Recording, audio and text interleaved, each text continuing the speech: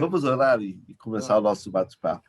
Pai querido, obrigado por mais uma manhã de domingo que separamos para o estudo da Tua Palavra. Queremos agradecer, Senhor, pela vida do Anderson, do Ibson, que já está conosco, já estão. E, Senhor, aqueles ainda que vão vir, que sejam bem-vindos e que aqueles que não poderão estar conosco hoje, que o Senhor, a sua presença também aqueça os seus corações e que eles sintam, Senhor, cada dia mais vontade de estudar a Tua Palavra. Dá-nos instantes gostosos ao discutirmos esse assunto tão gostoso, a importância da nossa posição na sociedade que vivemos, e podemos analisar esses textos do teu apóstolo Pedro, que ensinou aqueles irmãos queridos nas dificuldades de como se portar diante de um mundo tão distante do Senhor. Dá-nos momentos preciosos, que o teu Espírito Santo nos molde e nos ensine, aí que cada dia mais pareçamos com o teu Filho Jesus Cristo. Louvamos o teu nome e agradecemos em nome de Jesus. Amém. Amém. Deixa eu ver se chegou mais alguém. Não. Se chegar, vai entrando. Bom, o texto de hoje, gente, nós já estamos... Aliás, é o último assunto, né? Nós estamos estudando textos paralelos de Paulo e de Pedro. O mesmo assunto. Então, hoje o assunto é baseado na carta do apóstolo Pedro, que é a importância do papel do homem na sociedade. Eu não abri ainda, mas a gente vai abrir. Daqui a pouco eu abro o PowerPoint. Abram suas Bíblias lá comigo. Então, com a Bíblia aí, Wilson. Opa, aí. Está na mão, o celular. Tá vendo? Eu vou na minha tradicional aí, papel, que tá fácil. É a melhor, viu, pastor? É a melhor. Eu ganhei uma da minha sogra aqui, antes dela falecer. Eu guardo com o carinho dela. Ah lá, tá vendo? Olha lá. 1 Pedro 2, versículos 11 a 17. Podemos ler? Vamos ler cada um? Começa lá, Wilson. Peraí, pastor, eu sou meio atrapalhado aqui para achar aqui. Peraí. Pedro está lá no final. Lá no final, né? Quase que perto do Apocalipse. João, Pedro, achei. Qual que é o versículo? É o capítulo 2 da primeira carta. É 1 Pedro 2. 1 Pedro 2. Primeiro 2 aqui. Achou? Ixi, eu sou meio ruim de achar isso aqui, pastor. Não, mas a gente não tem pressa, não. Até 9h30 é muito tempo ainda. Né? Esse bate-papo. Ainda mais que diminuiu a 30%. É Pedro 1, 2, pastor? Não, Pedro, capítulo 2. 2. Versículos, começa no 11. No 11, que encontra aqui. O meu subtítulo aqui é Graça significa submissão. Agora não sei se... Achou? Peraí, eu vou ter de perguntar para a esposa aqui, porque eu não sei se é esse aqui, pastor. Eu sou meio atrapalhado na Bíblia. Vê lá, 1 Pedro. Peraí, eu já volto aqui, pastor. Espera um pouquinho. Vai lá. Cara, temos que ter paciência aí com a turma aqui. A gente pensa que todo mundo conhece a Bíblia como a gente, né? É verdade. Livro de Ruth, não sei o quê. Principalmente... Não, o pessoal mais novos, cristãos. Alguns capítulos... É que acho que teve quando nós iniciamos na vida cristã, tinha acho que uma frequência melhor de IBD, essa preparação de escola para novos convertidos, né, pastor? Então tinha um treinamento maior de Bíblia. Hoje se usa muito pouca Bíblia, né? Agora imagina quem está começando no Evangelho, no cristianismo, aí você fala para vamos ler lá Isaías 41. O que é Isaías? Tem na Bíblia? Nem sabe o que é. Mas essa é a importância da IBD e de voltar, eu sempre bato nessa tecla com os pastores, a gente tem que estudar mais Bíblia, ver o Velho Testamento, os profetas, é muito gostoso isso. Pastor, agora me corrija aqui. Me corrija aqui. É Pedro 1, 2. Não, capítulo 2, 1 Pedro 2, versículo 11. Vê o que começa aí, no teu 11. Amados, peço-vos... Achado, é esse. Pode ler o versículo 11. Pode ler, então? Pode. Amados, peço-vos como a peregrinos e forasteiros, que nos Abstentes, né? obtemos das... Umas palavras complicadas, hein, pastor? Eu peguei aqui. Paixões. Das concupiscências carnais. Carnais que combatem contra a alma. Então, essa palavra concupiscência sua aí, na minha Bíblia está mais fácil, que é paixões carnais. Não, 12, Lailson. A tua é uma palavrão aí, concupiscência. Então é um negócio forte, pá. Dá até sua dor aqui, doutor, pastor. Mas, cara, a gente tem todo o tempo para ler a palavra, muito gostosa. Wilson, lê o 12. A minha versão está um pouquinho diferente da de vocês, tá? Está mais atualizada. Ah, é? Como é que é o 11 teu? O 11 é: Amados, exorto-vos como a peregrinos e estrangeiros a vós, absterdes dos desejos carnais que combatem contra a alma. Desejos carnais ou paixões carnais, são mais... A tua é a versão mais antiga. Concupiscência. Então vou ver se eu consigo pegar uma atual, viu, pastor? Esse é um palavrão, mas a gente porque eu cheguei... Teve uma vez que eu perguntei até para a esposa, né? Aí nós fomos procurar no Google para ver qual que era. No Google. No dicionário, porque eu não sabia o que era. Nem eu, nem ela não sabia o que era. É verdade. Aí, então, vamos pegar umas palavras meio... Mas a gente vai adiante para ter um papo nisso. Lê o 12, Wilson.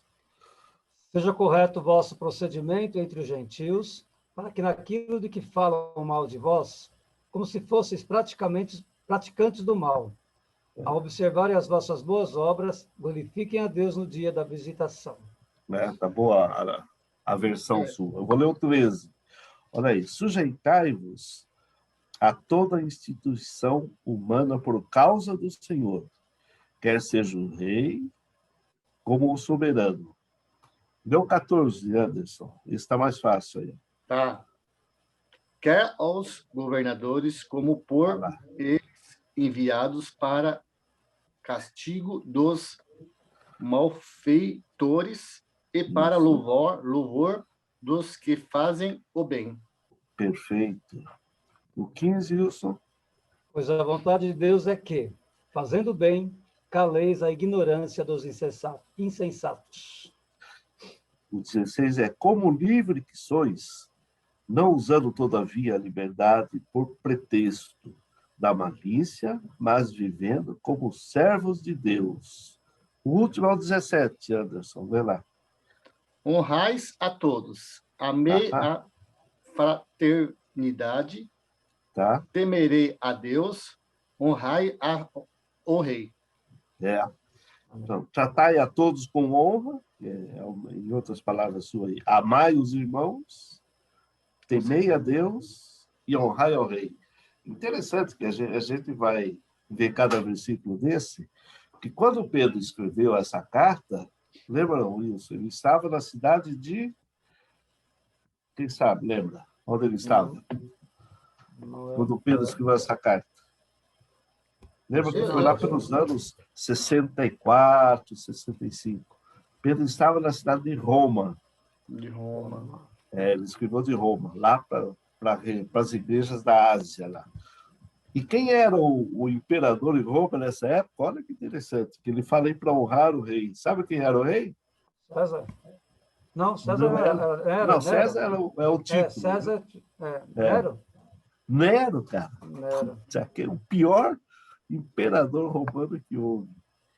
Mas, em tudo a gente vai ver que todo governador, autoridade, presidente, prefeito, todo, ele fala a obedecer primeiro como se fosse a Deus. Então, a gente pode notar isso, que Deus está acima de todos os governadores do mundo, quer seja rei, presidente, deputado, senador, governador, prefeito e vereadores. Ou seja, nós devemos obedecê-lo porque nós somos cristãos e obedecemos a Deus. Agora, em algum instante, alguns deles desobedeceram uma autoridade constituída, porque a Bíblia fala que nós devemos obedecer. A gente não precisa obedecer uma autoridade, quer seja ela um rei, governador, ou presidente, ou sei lá o quê, quando ela vai de contra ao nosso Deus, quando ela fala algo que não nos leva a obedecer a Deus. Lembra-se de uma passagem desse, de Pedro e João, quando estiveram diante do Sinédrio? O Sinédrio eram os caras que mandavam lá na época deles. E aí ele falou, olha, abandone tudo isso aí. Ele falou, não, importa-nos o quê?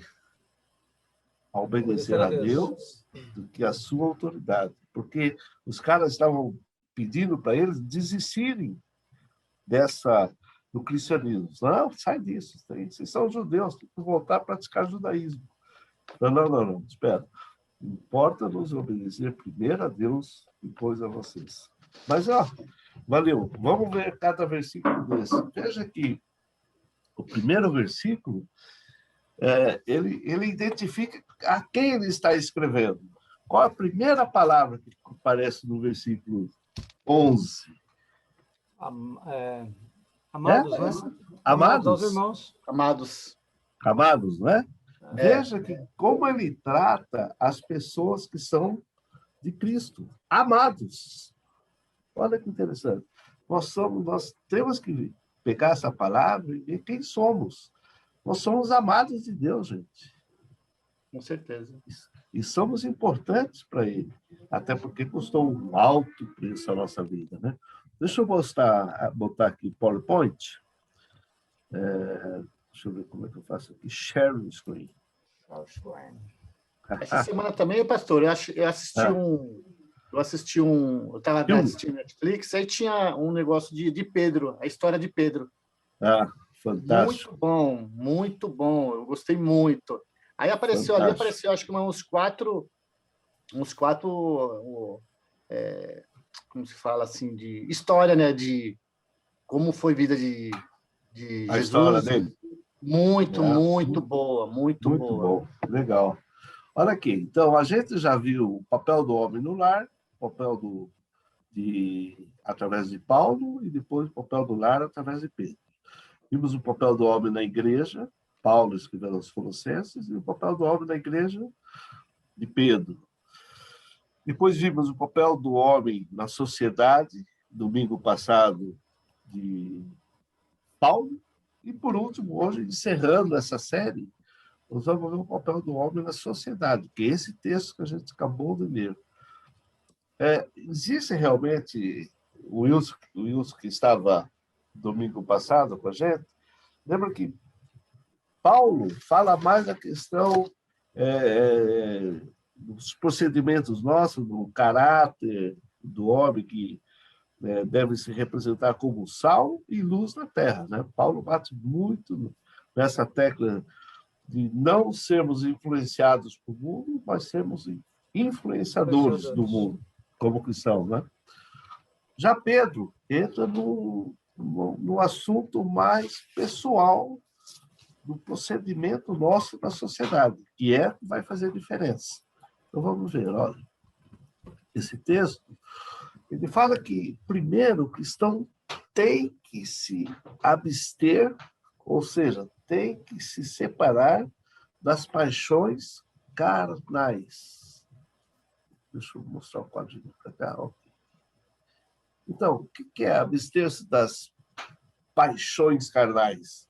A gente vai ver cada um desses. O segundo ponto, ele fala que a maior resposta e a defesa da nossa posição, ele vai mostrar ali mais para frente.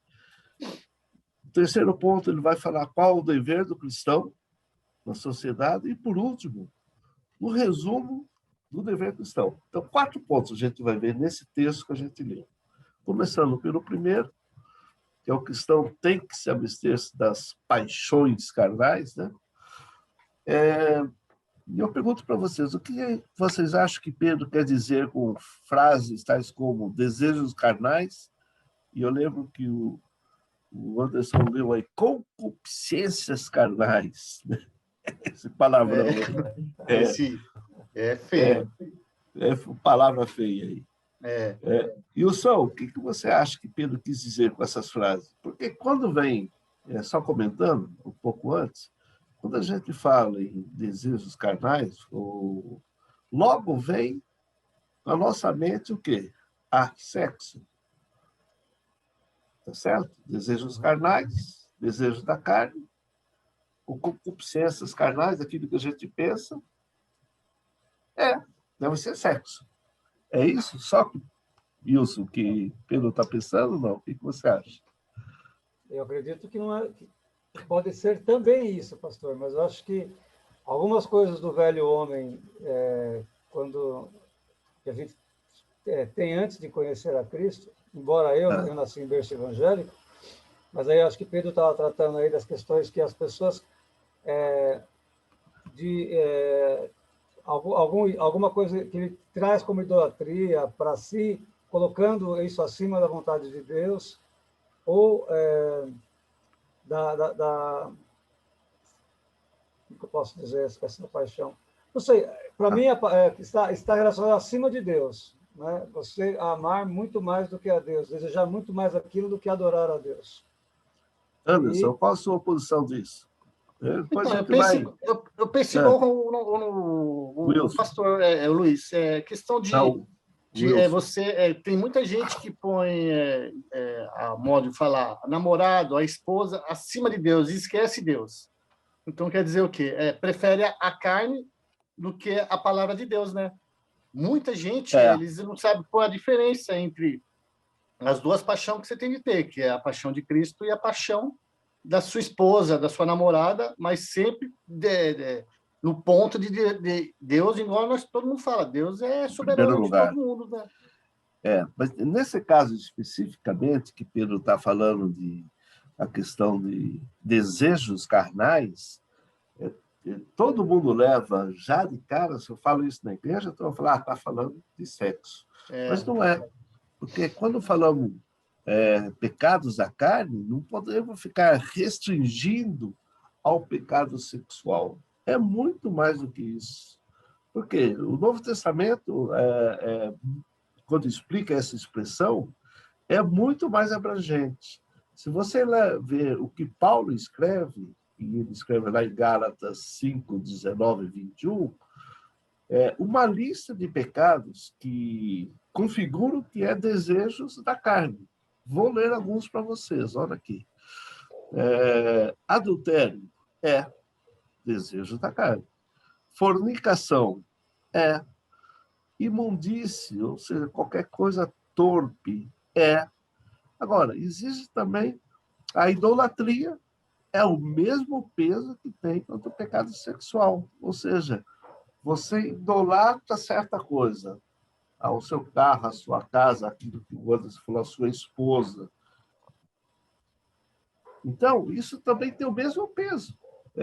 Vou adiante. Feitiçarias, aqueles que mexem com coisas do espírito, do espiritismo, mas Paulo continua ainda na lista de pecados que ele fala em inimizades. Olha aí que interessante. Também é um pecado da carne. Inimizade, eu não gosto mais do Wilson, não falo mais com ele. Isso é pecado também. Paixões carnais. Tá certo? Por que você não gosta mais? Porque ele fez isso, fez isso. São coisas da carne, coisas que a gente pode e deve acertar-se, tá certo? Ciúmes, olha a lista que Paulo fala. Iras, contendas, olha como é grande. Dissensões, heresias, invejas, homicídios, olha que lista extensa. Bebedeiras, orgias e coisas semelhantes a estas. Então, quando Pedro estava falando dos desejos da carne, toda essa lista enorme aí que a gente conhece que Paulo escreveu a região da Galácia, quando escreveu aos Gálatas, ele dá uma lista enorme. Porque quando fala desejos carnais, a primeira coisa que vem na mente já é sexo, só isso. Não, mas muito mais coisas. Né? Você viu a lista como ela é extensa. Evidentemente que há muito mais pecados, claro, corporais, e os pecados da carne incluem muito mais que os grosseiros pecados do sexo e apetites corporais. Então, Pedro não estava querendo dizer aí só a questão do sexo. Ele queria dizer que realmente a gente tem que se abster dos desejos da carne, ou seja, o meu procedimento para viver o papel do homem na sociedade não é só a questão, se eu me livrar do sexo, tá bom, mas eu posso xingar o cara, eu posso ter inimizade com ele, tá certo? É a mesma coisa, são pecados da carne, paixões carnais. Posso ter ciúme, posso xingar... A fofoca. Então, a lista é longa. Então, é enorme, né? É enorme. Muita coisa, né? É verdade. O mais incrível, pastor, que ele cita depois o fruto do Espírito, né? São 9 contra 12 que ele cita da carne, né?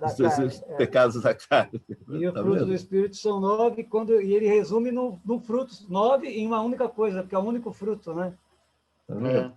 Então, essa lista que Paulo dá é para aqueles que ainda estão na natureza humana, que não tiveram encontro pessoal com Cristo, que não tiveram suas vidas ainda moldadas, limpas, para parecermos com Cristo. Então, essas paixões carnais, gente, é que Pedro está falando, que tinha um problema que nos leva a ter uma posição de homem cristão na sociedade, e isso, cara, faz uma diferença enorme do que dizer ser crente e do que viver do cristianismo verdadeiro, que nós precisamos, claro, sem a ajuda da graça e sem a influência de Cristo, é impossível viver. Por isso, nós temos dependência total de Cristo nisso. Então, o conceito de concupiscências carnais, desejos da carne, inclui não só esses pecados grosseiros, mas também pecados, por exemplo, do orgulho. Deixa eu voltar lá. Orgulho não é um pecado? Claro que é. Sim. Aliás, esse derrubou o anjo de luz. Olha lá, ó. Ele quis ser igual a Deus, orgulhoso. Não, eu também posso, né? Então, também é um dos problemas dos nossos pecados. Inveja claro que é. Com certeza. E crente tem inveja? Porque, eu queria ser igual aquele cara lá, que olha como... Cara, isso não é desejos carnais, são paixões carnais. Então, por isso que eu quis ler essa lista para vocês, e Paulo faz, e Pedro não especifica, mas ele quis dizer no sentido completo. Desejos da carne não é só questão de sexo, é muito mais do que isso.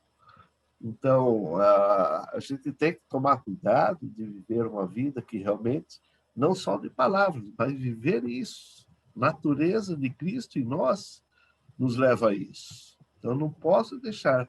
No conceito de Pedro, claro, há 2 razões pelas quais o seguidor de Cristo devia-se abster-se desses pecados.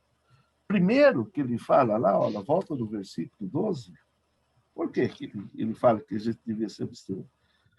Exorto-vos como peregrinos. Por que peregrinos? Wilson, o que ele quis dizer que nós somos peregrinos? A palavra diz que nós somos... a nossa pátria não é aqui, né, pastor? Somos peregrinos aqui na terra. Exatamente. Somos cidadãos do céu. Nós estamos aqui de passagem, né? Nós somos peregrinos porque estamos andando, nós não vivemos aqui, mas a nossa residência oficial é no céu, porque a gente já mudou de mundo. Quando nós aceitamos a Cristo, nós saímos do mundo das trevas para o mundo da luz. Não foi isso que aconteceu com nossas vidas? Exatamente. Então, deixemos de viver aquela vida desregradas em Cristo, nos tornamos agora embaixadores de Cristo. Olha que interessante. Nós estamos aqui na Terra como embaixador. E os nossos embaixadores, quando eles são mandados a algum país, eles não são residentes daquele país, tá certo? O embaixador brasileiro em Washington, nos Estados Unidos, ele está lá como peregrino. Ele não é cidadão americano, ele é cidadão brasileiro, mas está vivendo numa outra terra. E em algum instante ele vai voltar para casa, não vai? Exatamente. E assim, quando algum dos nossos falece, a gente não fala, voltou para a casa do pai? Por quê? Porque nossa, é lá a nossa nova terra. Lá é a nossa nova morada. Olha que interessante. Tanto é, pastor, que os embaixadores estão, inclusive, sobre as leis do país que ele está representando, né? Representando, Os Estados Unidos não podem processar o embaixador brasileiro lá pelas suas leis. Não. Quem cuida é o país nosso. Nós podemos... Ele pode falar para a gente chamá-lo de volta que não está desempenhando bem o papel. Mas ele não pode julgar segundo as suas leis. Exatamente. Então, assim também nós. Olha que interessante. Hoje, nós somos julgados pelas leis de quem? De Cristo. Não somos pela lei de Deus? Por quê? Porque nós somos cidadãos dos céus. Olha que interessante. E Pedro fala, muito legal isso. Exorta-vos como peregrinos e forasteiros. Forasteiros, por que forasteiros? Alguém sabe me dizer? Porque ele fala duas palavrinhas aí. Peregrino, a gente já sabe que é o residente estrangeiro. Tá certo? Uhum. E forasteiro? Veja que ele está escrito. Fala, tem alguma ideia? Não? Passagem, não sei, pastor. Forasteiros, não vem nada. Não vem. Para encaixar na palavra certa. São bem parecidas, quer dizer, estão ali perto, peregrino, forasteiro, mas existe um tiquezinho. Uma diferença. Mas é porque nós não éramos também nós somos estrangeiros, porque também nós não éramos cidadãos do céu, nós somos resgatados. Seria por isso, pastor? Isso. Não. Antes porque, éramos... Veja que ele está escrevendo, tem que ver o contexto todo da carta, né? Certo. Ele está escrevendo com os irmãos para as igrejas, em geral, da Ásia, que estavam sendo perseguidas com cristãos que eram pagãos, não eram judeus. Ele está escrevendo para a maioria dos cristãos lá, não eram judeus e nem gregos, eram de diversas nacionalidades, gentios, tá certo? Por isso eles eram forasteiros, ou seja, eles não eram habitantes daquela terra, tá certo? Eles eram desabitados de sua própria pátria. Eles estavam ali local também, né? É verdade. Alguns foram enviados da Síria, lá do norte, para lá. Foram expulsos das suas terras. Então, forasteiro é alguém que está vivendo numa terra que não é dela. Que não é dele, né? Não é dele e que foi enviado para lá. Não é que eu queria morar lá. Então, não tem jeito. Por isso ele diz os dois termos. Peregrino. Agora entendi. Peregrino porque nós pertencíamos a um mundo, agora pertencemos a um outro mundo. Então, nós estamos peregrinos ali. Forasteiro, o cara nem tinha casa, não tinha nada. Tinha nada, foi expulso e foi mandado para outro lugar. E aceitaram a Jesus. E começaram a participar de outros reinos. Então, ele fala, como peregrinos e forasteiros que sois, vos abstenham das paixões da carne. Ou seja, vivam dignamente, mesmo com problemas, porque o sentido realmente do seguidor de Cristo, e que somos estrangeiros no mundo, é precisamente isso, tá certo? Não podemos aceitar as regras e as normas do mundo. Por que nós somos peregrinos e estrangeiros aqui? Porque, lembra que Paulo escreve também em Romanos, até a gente viu isso na aula passada, 12, 1 e 2. Não vos conformeis com esse mundo, mas transformai-vos pela renovação da vossa mente e das nossas atitudes. Então, nós não podemos aceitar as regras do mundo. Vivemos nele? Vivemos, não tem jeito. Eu não moro num mosteiro fechado em cima de uma montanha, né? Lá no Tibete, e estou lá dentro separado de todo mundo. Não, não é isso que Deus quer da gente. Não quer que você mude para um mosteiro lá no meio de umas montanhas para você não ver o pecado. Não é isso. Ele quer que você viva nesse mundo perturbado que nós estamos hoje, mas com uma demonstração de vida diferente. Eu não aceito o modelo do mundo, o meu viver. O mundo impõe que você não precisa ter regra, você pode beber até cair, você pode dançar a noite inteira, você pode fazer sexo com N mulheres, você não tem que ser fiel à sua esposa. Isso é o que o mundo ensina. E nós vivemos nesse mundo. Com certeza. Mas eu não me amoldo a esse mundo. Então, não é o mundo que me dita o que eu tenho que fazer ou não. Não. Essa é a diferença. Então, ele está escrevendo para esses irmãos peregrinos e forasteiros, falando, gente, vocês não têm nem lar aí, mas esquece, nós estamos de passagem aqui. Nós estamos de caminho para o céu.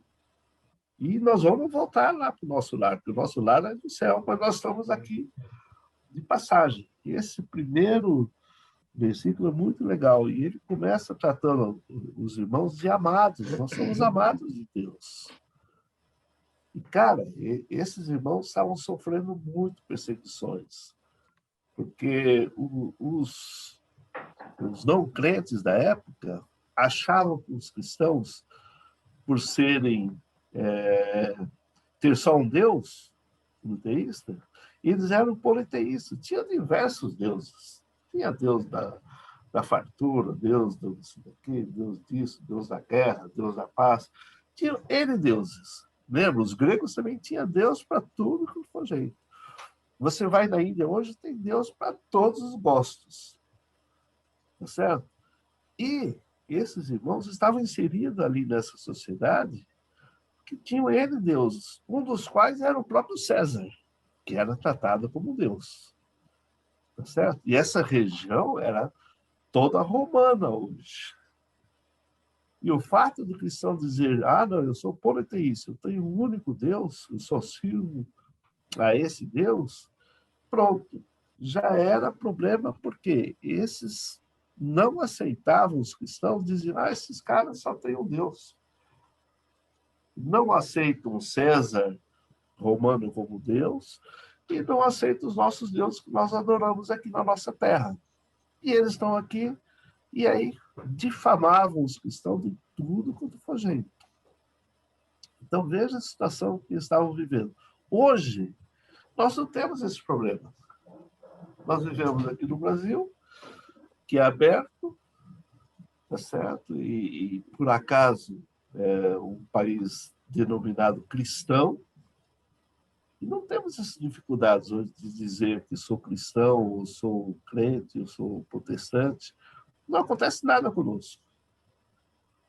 Mas naquela época, quando Pedro está escrevendo para esses irmãos, era terrível.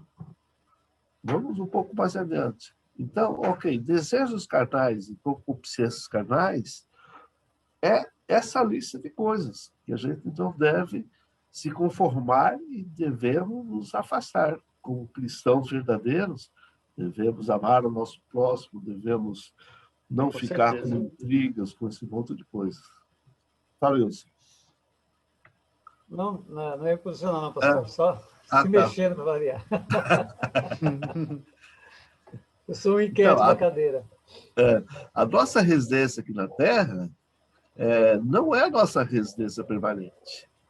Quando o Pedro está falando de peregrinos e forasteiros, ou seja, se conforme que se não tivermos nada aqui, não há problema nenhum. Nem todos vão ter casas aqui. Alguns nunca vão ter casa, vão ter que pagar aluguel para algum outro, que a condição financeira não tem. Mas esquece isso. Nós estamos de passagem aqui. E não é aqui que eu tenho que ter 500 casas, eu tenho fazendas. Você vai morrer e não tiver Cristo, vai ficar tudo aqui. Então, não se preocupe com isso. Se você tiver o que comer, o que beber, o que vestir, agradeça ao Pai por isso. Com certeza. E aí nós temos que ter essa visão. E a visão do cristianismo hoje está um pouco apagada nisso. As pessoas estão cada vez mais se apegando a ter as coisas materiais aqui, juntar, e aí se vê o grande sucesso das pessoas quanto mais ele tem, aí esse cara é um cara bem sucedido. Não é assim que a gente vê? Pô, olha o que o cara tem. Muita gente. E a gente está perdendo a visão do céu, do nosso lar. E aqui não vai valer nada tudo isso que você tem. Aí lembra que a palavra do Senhor, né? Ajuntar esse tesouro aonde? No céu. Nos céus. Porque aqui não adianta, gente. Então, é nos conformar com isso, que o nosso lar não é aqui, e que eu tenho que fazer a vontade do Senhor, que eu tenho que dar o meu testemunho aqui, e isso é juntar tesouro nos céus. E não aqui, ficar preocupado em ter. Então, a gente está perdendo um pouco essa visão do que o que nós temos está lá no céu, no nosso reino, na nossa pátria. E eu estou numa outra pátria agora, chamada Terra, hoje. Mas a nossa pátria não é essa aqui. Se a gente tiver essa visão, a gente muda a nossa visão de viver no nosso dia a dia. Isso é importante. O que mais que a gente poderia falar? Os nossos procedimentos tem que, e a nossa personalidade que nós vivemos, o nosso caráter, temos que demonstrar isso no nosso dia a dia, no nosso viver. Temos que nos abster desse pecado porque somos estrangeiros e peregrinos. É o segundo ponto aqui desse texto, né, das paixões carnais. Então, já que eu não sou dessa terra, eu não tenho que me prender às coisas daqui. É isso que o Pedro fala, gente, não se preocupe com isso. Vocês estão passando perseguições, são atacados, são injuriados. Os crentes da época eram considerados anátemas, amaldiçoados. Por quê? Porque só tem um Deus, não obedece aos nossos deuses. E mais, eles eram acusados na época, só para vocês saberem, lá, os pagãos falam, mas eles têm lá uma famosa festa, a koinonia, a festa do amor, que eles falam, ágape, as reuniões ágapes, que sabe o que os caras fazem nessas reuniões? Eles comem a carne e bebem o sangue. Olha o que é o testemunho que eles viam dos crentes, porque a ceia do Senhor, a gente lembra que o pão significa a carne e o vinho significa o sangue. E aí eles difamavam os cristãos, falavam, os caras comem carne, acham que eles matam crianças e comem a sua carne para contentar o seu Deus, e bebem o sangue. Olha, as acusações... A imaginação deles, né? Claro. Os caras fazem lá, e fazem as famosas agapás, que era a festa do amor. Fazem lá de tudo, eles imaginavam, porque não conheciam o verdadeiro Senhor.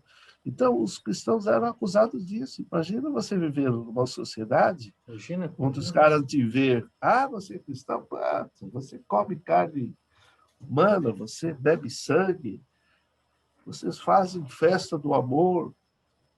Então, veja, as acusações. E Pedro fala, não, gente, fiquem tranquilos, vocês são amados de Deus, e vocês não pertencem a essa terra. Então, esse primeiro texto que a gente vê aí. Vamos um pouco mais adiante. Mas a maior resposta e defesa não é essa aí. Mas Pedro, a outra razão prática mais importante ainda, tá certo? Que o cristão precisa de abster-se dos desejos sexuais, carnais. A igreja primitiva era assolada cruelmente pelos inimigos por causa disso. Então, a palavra vertida na tradução brasileira como um procedimento, lembra que ele fala em procedimento? Olha aí. As pessoas que fazem guerra contra, mantendo exemplar o vosso procedimento. O que você acha disso, Anderson? Não entendi, pastor. Manter exemplar, versículo 12 ele fala, mantendo, ou seja, primeiro afastar-se das paixões da carne, que não é só questão de sexo, mas toda aquela lista de pecados que a gente viu, que ele fala, no versículo 11. E no 12 ele fala, mantendo exemplar o vosso procedimento. O que você acha que é isso? Manter exemplar o corpo. Olha lá, prática mais importante, nós precisa abster-se. Manter exemplar? Acho que, assim, acho que não sei se é essa a razão, mas manter o equilíbrio, pastor, de saber diferenciar qual que é o certo ou errado, ou não. Também, claro. Também essa é uma dica. Wilson, o que você acha? Manter exemplar o nosso procedimento. Exatamente não praticando os desejos carnais, né, pastor? Claro. E quando, que nem você falou que eles eram julgados pela questão das festas árabes, pela celebração da ceia, então, quando fossem julgados dessa forma, que eles se portassem de maneira sóbria, sem ser influenciado por esses julgamentos, talvez. E sem bater boca com eles, né? Porque discutir quem a gente viu isso na lição passada de Paulo, que fala que não discuta a religião com o seu amigo que não é cristão, porque isso vai só afastá-lo da graça de Deus. Então, nós temos que ter... Paulo fala em sábios nas suas palavras, né? Lembra disso? Uhum. Nós temos que ter sabedoria, transmitir a Cristo para os nossos queridos amigos que não conhecem a Cristo ainda. Mas, sobretudo, a prática do viver procedimento bom é a nossa vida, não são as nossas palavras. Muitas vezes a gente diz palavras bonitas, mas não vivo aquilo. Aí o cara fala, mas o cara falou aquilo, isso, mas olha a vida dele. Então, Pedro está falando, olha, o cuidado do exemplo das suas vidas, de maneira que o seguidor de Cristo tem que fazer a sua vida tão atrativa, tá certo? Tão bela, tão digna de ser observada, que as pessoas olham de você, Anderson, quero ser parecido com o Anderson, quero saber por que ele age assim, por que ele suporta assim, por que ele pensa assim diferente. Então, esse é o nosso viver diário. Os nossos inimigos têm uma visão diferente de nós, tá certo? E eles ficam realmente atordoados quando veem a sua atitude, não só a sua palavra, mas principalmente a sua atitude. Com certeza. A gente comentou isso também domingo passado, né? As pessoas que falam uma coisa, mas não vivem aquilo. Isso é terrível para o cristianismo. Então, a verdade nossa aqui transcende o tempo, né? O melhor argumento a favor do cristianismo é o nosso testemunho verdadeiro. É isso que leva as pessoas a Cristo. Gostemos ou não, cada cristão faz publicidade para o cristianismo. Tá certo? Gostamos ou não, porque nós dizemos cristão.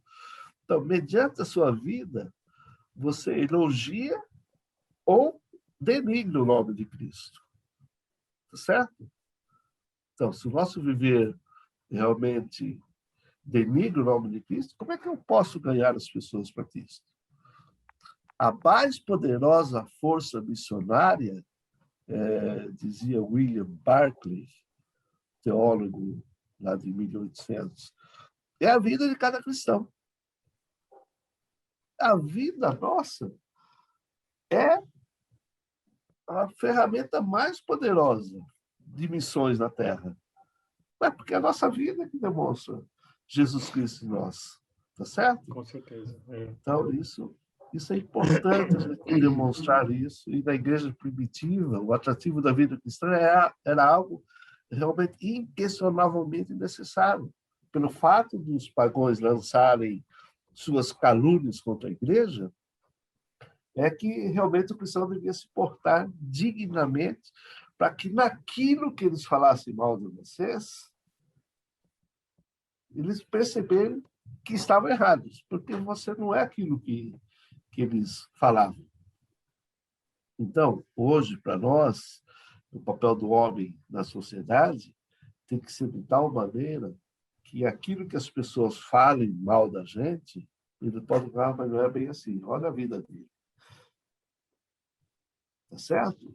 Então, não adianta eu falar que sou cristão, que eu sigo a Cristo, se tem uma festa cervejada lá na empresa... Você está lá no meio. Eu estou lá no meio. E saio bêbado ainda, né? Sai carregado ainda, né, pastor? Como é que o cara pode ver a sua atitude de cristão? Tem como, né? Não tem como. Não tem como. Então, o nosso viver, gente, no nosso dia a dia, é realmente o melhor ponto, a melhor atitude de que realmente sou um cristão verdadeiro, que sou um missionário comprometido de levar Jesus às pessoas. Vamos, deixa eu ver mais um pouco aqui. Então, Pedro refuta as acusações contra os cristãos, dizendo que, olha, vocês não são assim. E nisto que eles falam mal de vocês, Pedro fala que a atitude de vocês possa mudar o pensamento deles sobre vocês. Ou seja, aquilo que eles falam mal no nosso dia a dia, e quando você fala que é crente no meio dos amigos, os caras já olham para você assim, cara, esse cara é crente e tal. Já te deixa um pouco de lado, não é assim que fazem com a gente? Mas... depende da conversa, é sempre por esse lado mesmo, pastor. Muita gente já te desclassifica, né? Já deixa você meio de lado, já, né? Já não quer muita graça, né? Mas eles têm que ser mudados nesse pensamento de você, Anderson, pelas suas atitudes. Aí eles vão ver nas suas atitudes e falar, pô, o cara estava certo de não participar disso, não participar daquilo. Olha, o cara está certo nas suas palavras. Olha, por quê? Agora, se a gente for exatamente igual, eu falo que eu sou crente e faço aqui, vou nas festas todas e participo, aí o cara fala, não tem muita diferença da minha religião. Então, eu tenho muita situação assim, lá na empresa, assim, é desse jeito mesmo, pastor. Muita gente que, igual fala, pleno uma pandemia, eles ficam lá, fica tudo aglomerado, fica fazendo as festinhas dele. Eu falo até para eu faço o meu objetivo na empresa, trabalhar e ir embora para minha casa, para ficar com minha esposa, para ficar na paz. Não, tem gente que fica tudo lá. E depois pergunta, pô, por que você é desse jeito? Eu sou uma pessoa de Deus e de casa, não de rua, de festinha, dessas coisas, né? Então, tem muitas coisas assim. Então, além das calúnias que eles levantavam contra os cristãos na época, e contra os judeus também, tinha as especialmente dirigidas aos cristãos novos, que não eram judeus. Então, além dos pagãos na época, porque o judeu só tem um Deus e só eles são os melhores, Deus só vive para eles. Não. Já quando os não cristãos aceitaram a Cristo, tá certo? Também começaram a participar da mesma família de Deus. Então, nós nos tornamos o novo Israel de Deus, que é povo dele. Então, as nossas atitudes é que tem que fazer diferença nisso. Por último, a solução que Pedro dá para a vida diária do cristão é não fique perturbado com isso. O mundo sempre vai te olhar de uma forma diferente. O mundo sempre vai te achar que você... Por quê? Porque nós não somos esse mundo. Tem que olhar mesmo. Aquilo que nós começamos, que ele começa a falar que vocês são peregrinos, está correto. Nós estamos aqui, mas já não somos mais desse mundo. E se a gente vivesse realmente, todos os cristãos, verdadeiramente, como peregrinos, entendendo que a nossa pátria é outra, eu acho que o mundo já teria sido mudado. Mas, infelizmente, com certeza, pelo péssimo cristianismo que nós vivemos, com as nossas brigas internas, a gente está preocupado aqui em posições, em cargos, isso, aquilo, é que as pessoas não veem muita diferença em nós. E quando sabe que aí a gente briga na igreja e que nos dividimos e que nos afastamos uns dos outros, vai falar, mas cadê o amor? Então, gente, o cuidado que nós temos que viver para que realmente Cristo seja vivido em nós, para que o papel nosso na sociedade transforme a sociedade, tem que ser a nossa vida diária com Cristo. A solução do Pedro para a vida diária do cristão é todo dia viver como se a sua pátria não era essa e que você é o representante, nós somos embaixadores de Cristo, e como embaixadores, nós temos que representá-lo dignamente e condignamente, senão não somos um bom embaixador, está correto? E ele fala isso. E aí, a segunda parte, ele vai falar agora a questão da sujeição a autoridades. A gente vai ver isso também um pouquinho para frente. Olha aqui. O dever do cristão, como cidadão na sociedade.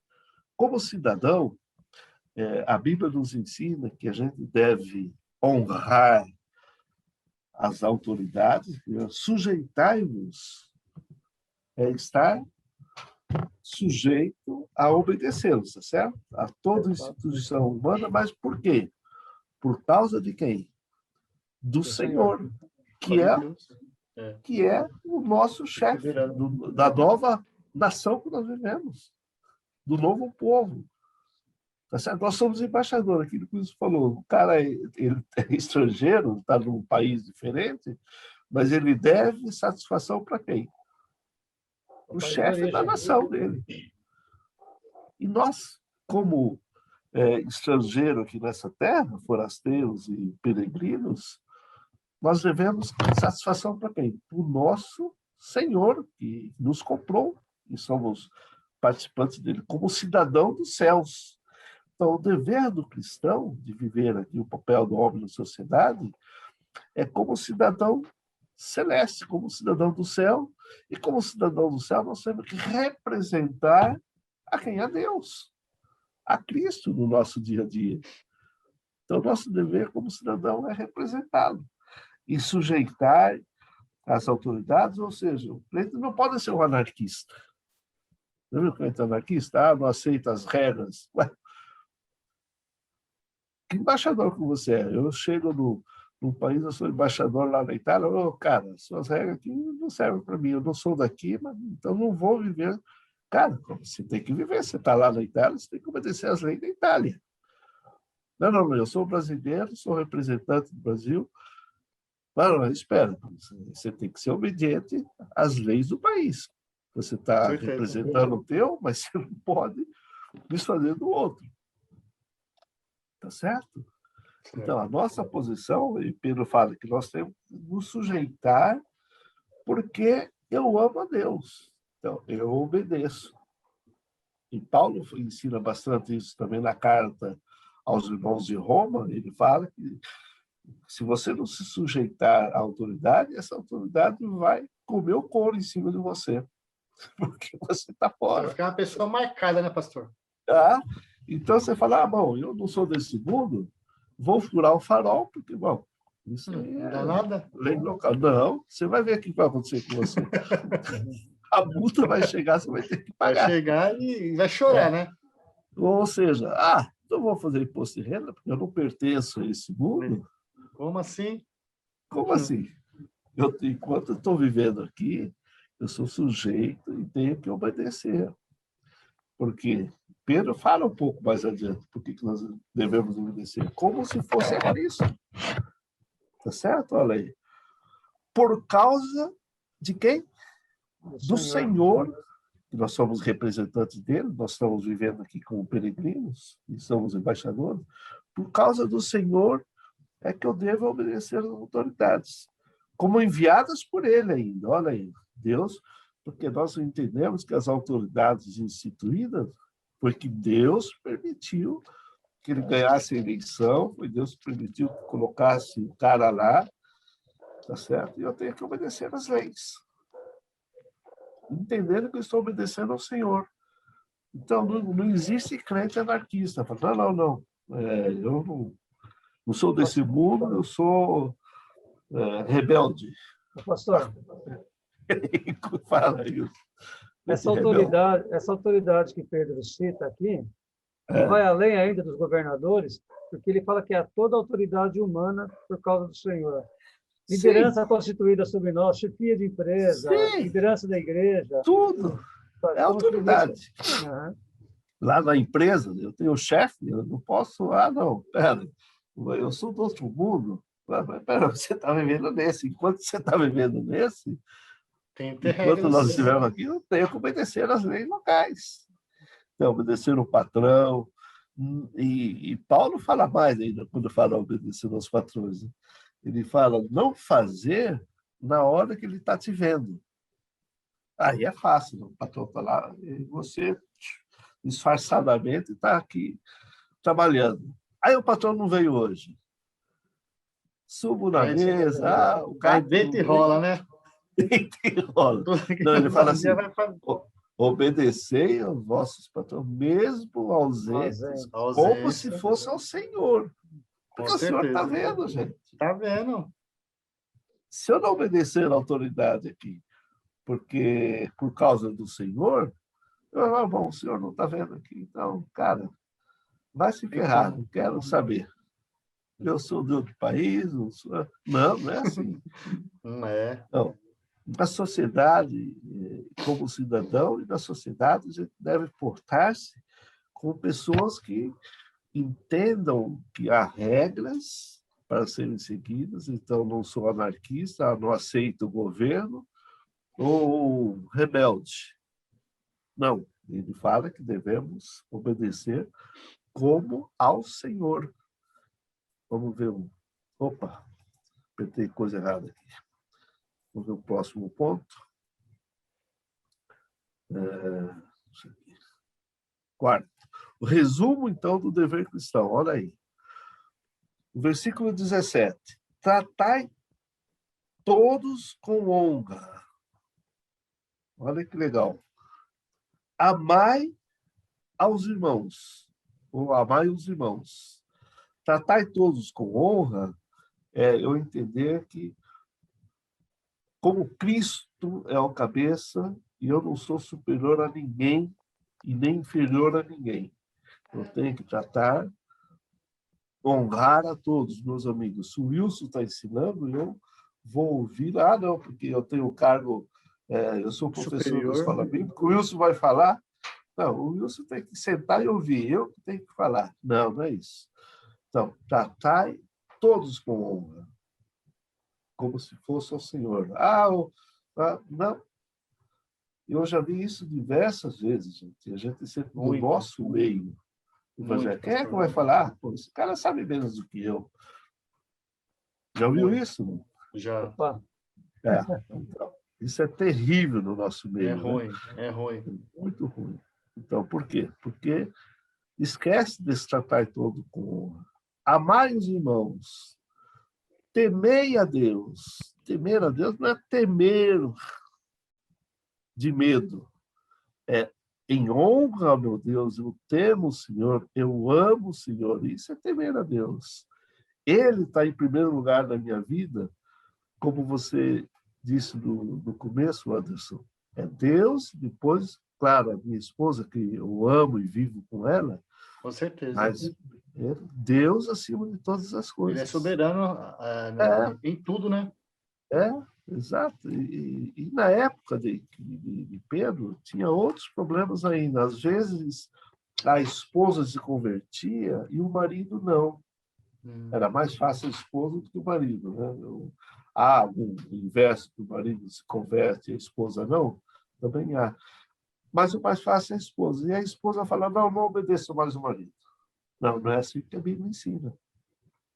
Ela fala, obedeça, seja sujeito a ele, e pela sua atitude, pela sua humildade, pelo seu amor a ele, ele veja alguma coisa diferente em você e queira conhecer esse Deus que você serve. Isso é fantástico, gente.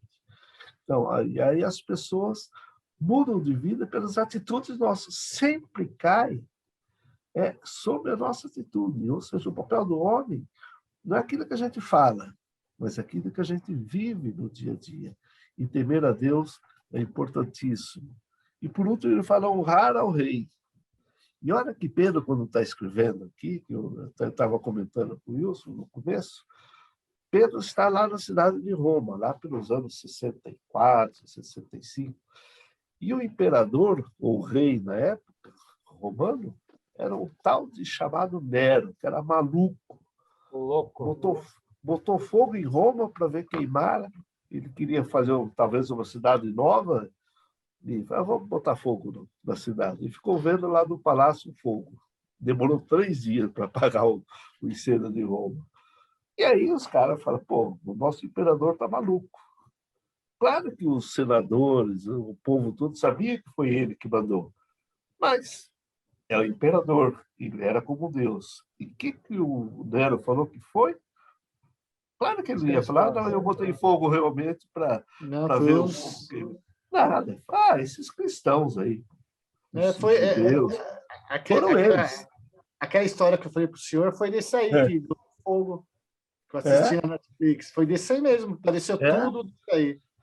Foi esses cristãos, vamos matá-los todos. E aí começou a perseguição terrível sobre o cristianismo. Aí eles pegavam os cristãos, o próprio Nero, ele pegava os cristãos, passava um estilo de um enxofre em volta do corpo, imagina, passando um enxofre na gente, pendurava o cara no madeiro, num pau, nos jardins do palácio, para iluminar o gramado do palácio, botava fogo. Isso aí eu vi essa história. Então, esse é o maluco. E aí, Pedro escrevendo, ele está lá em Roma, o que ele fala? Odiai o rei? Não, honra. Honrar.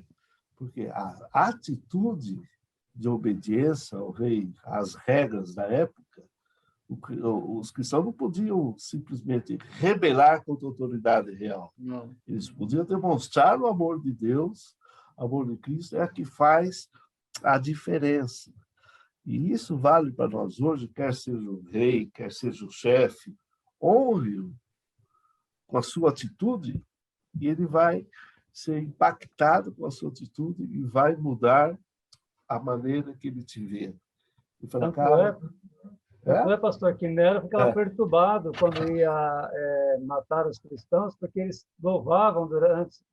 Cantavam ainda. Cantavam, ele ficava desesperado, perturbado. Como que eu vou matar esses caras? Eles estão cantando, que absurdo. Estão cantando, é verdade. Então, veja, as nossas atitudes... Por que eles cantavam? Porque eles sabiam que, ao deixar essa vida aqui, eles estariam voltando para a casa do Pai. A casa do Pai. E sabiam que lá não iam mais ter problemas de dor, de morte, de sofrimento. Estariam na presença de Deus. Assim é com nós, gente. Então, terminando, concluindo, né? Isso que a gente falou meio rápido, deixa eu tirar esse aqui. Somos desafiados, olha que interessante, a deixar que Deus faça algumas modificações em nosso ser ou em nosso modo de vida, para que a gente realmente mude essa sociedade que nós vivemos. Nós somos desafiados a deixar que Deus faça modificações em nós, que nos molde, que nos faça mais humildes, que não faça nariz empinado, porque eu sei, porque eu faço, porque eu sou, ou porque eu tenho, né? Muitos irmãos assim, o que você tem? Esse carrinho aí, esse Fiat 147, o cara tem um baita Mercedes. Já te olha como? Te rebaixando. Outras horas, né? Então, nós somos desafiados para que Deus faça modificações em nosso caráter, em nosso ser, em nosso modo de vida, para que realmente nós testificamos de Cristo. E a última frase que eu ia deixar é essa aí, olha. Serão essas modificações que vão nos capacitar a viver nessa geração, avançando para cumprir a missão de espalhar o conhecimento da graça, do amor de Deus, revelada na pessoa do seu Filho Jesus.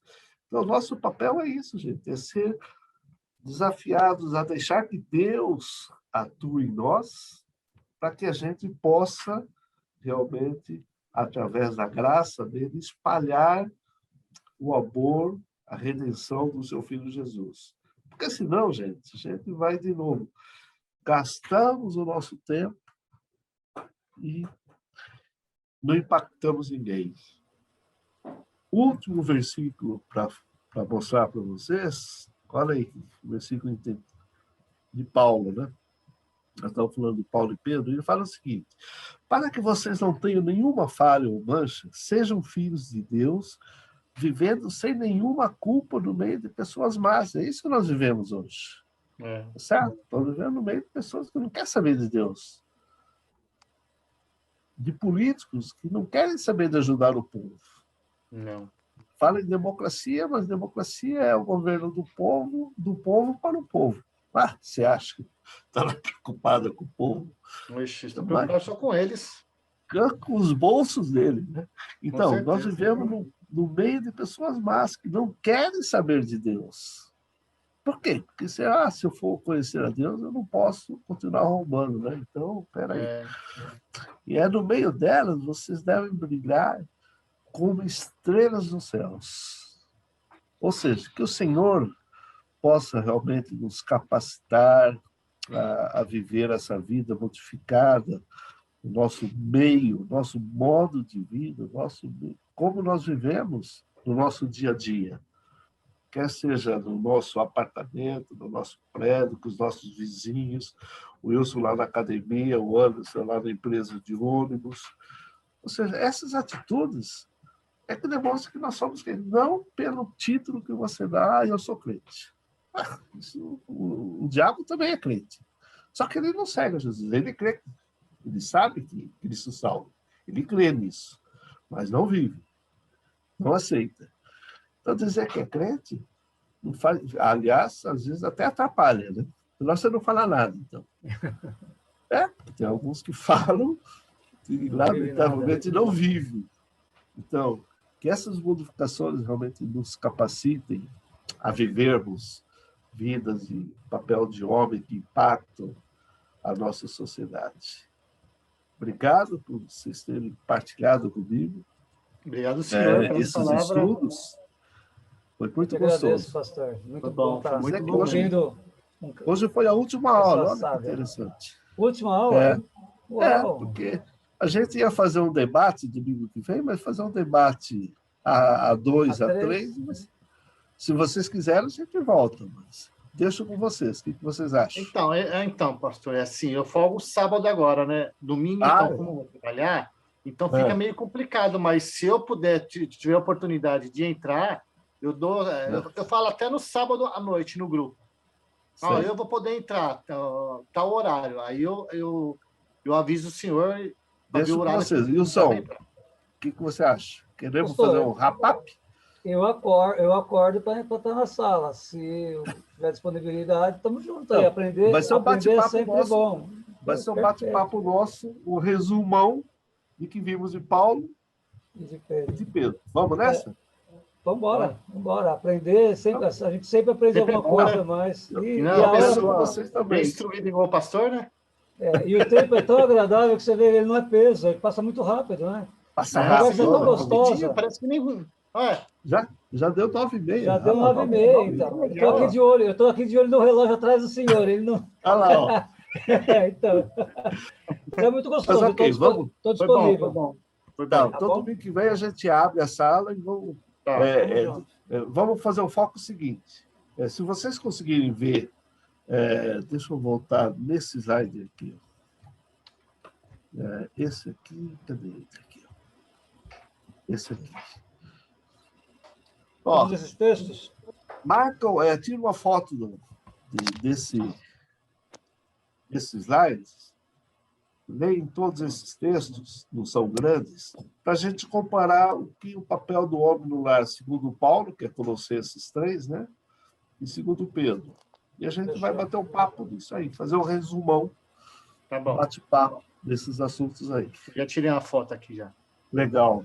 Então, os textos não são grandes, mas é tudo que a gente viu nesse bimestre. O papel do homem no lar, segundo Paulo e segundo Pedro. O papel do homem na igreja e o papel do homem na sociedade.